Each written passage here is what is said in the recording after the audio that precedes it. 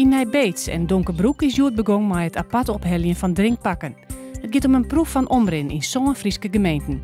Doel is u te vinden of het milieuvriendelijker is om de drinkpakken apart inzamelen te laten of om het afval letter machinaal te skieren.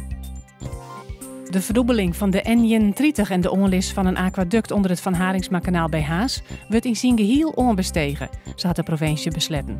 Het is een te complex project om in meer en lietsere contracten op te dealen. De nije die kost het 140 miljoen euro.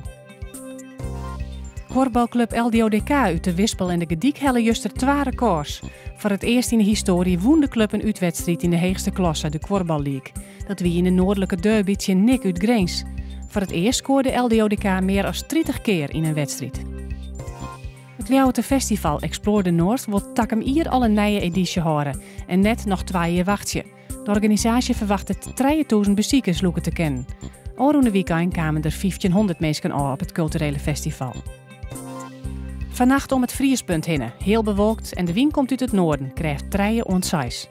Morgen diezig waar en kans op wat rein. Een zwakke wind uit het noordwesten en het wordt zo'n 6 graden.